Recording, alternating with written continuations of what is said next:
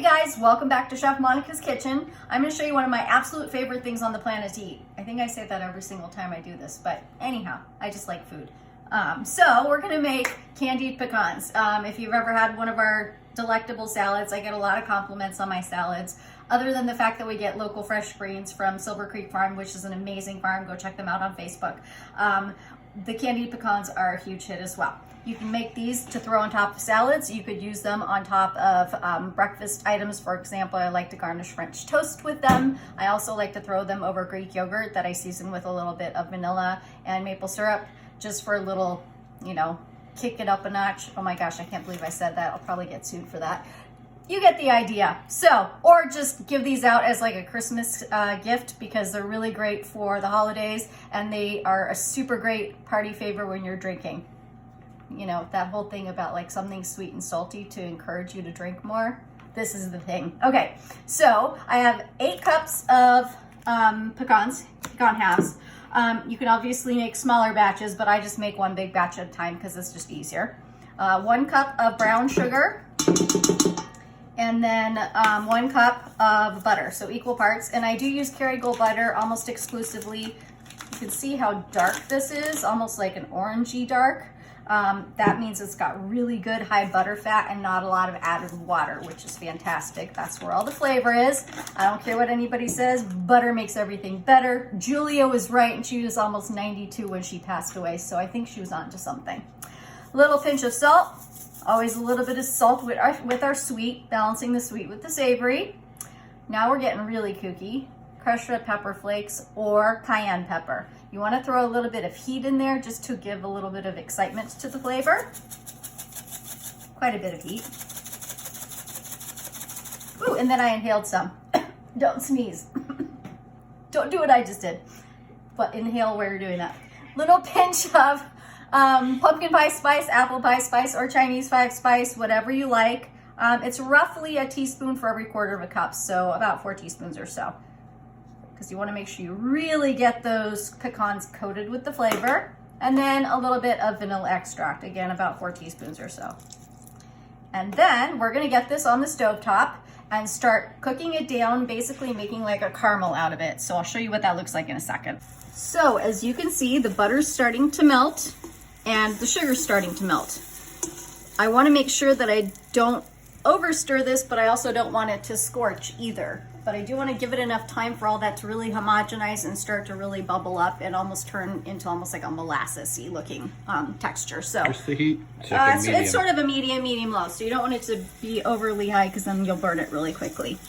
Incidentally, you can do this with practically any kind of nut. Sometimes you feel like a nut, sometimes you don't. Almond Joy's got, I'm just kidding. This is all about commercials today. So I prefer pecans. I know some people don't like pecans. You could do it with walnuts. Walnuts are also sort of a classic, candied walnuts. Or if you want to get really kind of, you know, out there, you could use cashews. You could use blanched almonds. You could even throw macadamia nuts in there if you want to get really wild. They're already as good as they are just as is because they're so high in fat. But hey, why not go wild? So any kind of nut you like, except maybe not pistachios that are already pre-shelled are already super salty, so you wouldn't want to use those. And maybe not Brazil nuts, because I don't know, Brazil nuts are just... Peanuts? Sure, why not? If they're just the plain roasted peanuts that are not salted. So always pick a nut that's not salted. All right, let's look back here. See how that's starting to bubble up? I'm gonna give it a couple more seconds here. There's still a little bit more butter to melt. And I really want to make sure that you can see what it looks like before I throw in the pecans. It's literally seconds away. Also, I warned you the other day about not getting the melted sugar on your skin. Again, don't get this on your skin, and don't try and taste these when they're hot out of the oven, otherwise you will burn the bejesus out of the roof of your mouth and you may never recover. I've done that. It took me months. Oh wait, come back, come back, come back. See that bubbling there?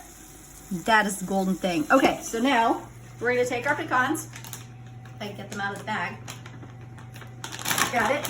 We're gonna pour them in there. We're gonna stir them up really, really well with this caramel. And once I get those coated, I'm I'm gonna turn this off actually. Make sure that I have them really, really well coated here. And then we're gonna take them and pour them onto our baking sheet here. If you want to, you can put a silicone pad or parchment paper on here to make it easier to clean up, but you don't have to. It'll come off pretty easily if you soak it. Plus I have a built-in dishwasher. His name is Jeff. I let it soak for a long time in that sink. The bottom, the last thing to come out of the sink. All right, let's pop these out of here. I just want to make sure I show you what it looks like first. I have my oven preheated to 375 degrees. And make sure there's not an ounce of that caramel left in there. We're gonna spread these out fairly evenly onto the baking sheet so that it's all in kind of a single layer as best as possible. We'll pop these into the oven and let them go for about 5 minutes to start. Then I'm gonna take them out, stir them, make sure that they're evenly coated, and then leave them in for probably another 5 minutes or so. At that point, you should have all of them sort of candy coated on there, and then I'll show you what they look like when they're done. Alrighty, so these are our pecans about halfway through. As I said, I wanna pull them out and stir them just a little bit. You can start to see it's like beginning to thicken and coat the pecans really well, which is what we want. Incredible. Don't they smell incredible? So good. Another foodgasm. There's nothing but foodgasms in this kitchen. That's my middle name. Okay, again, spread it out evenly and then put this back in for another 5 minutes or so. And then they will be done. How long have they been in the oven? They were in the oven for about 5 to 7 minutes to start. And then I stirred them. And then another 5 minutes. I think it was a little longer than that. Well, the oven wasn't totally preheated. Don't tell them my secrets. Okay, we're going back in. I'll check back in a sec. Are you excited? I'm so excited. I just can't hide it. I'm about to lose control and I think I like it. Oh, yeah. A pointer sister all of a sudden. Okay, so these are done. Let me show you. Don't mind those creme brulees you see in the background. Peanut gallery. Okay, so candied pecans are done. Again, do not taste them at this point. You will forever hate yourself and you'll never be able to taste anything again. Don't. I'm gonna smack you. Okay, let these cool completely, like for an hour. Then you'll be able to take them off the baking sheet. I usually just use a spatula. It's easier to kind of scrape them off that way. And then I transfer them to a Ziploc baggie, and they will keep in a Ziploc baggie for at least 2 weeks. Although if you haven't eaten them in 2 weeks, there's something wrong with you. So unless you're allergic, in that case, I take that back. Just go home and make them. Bye, guys.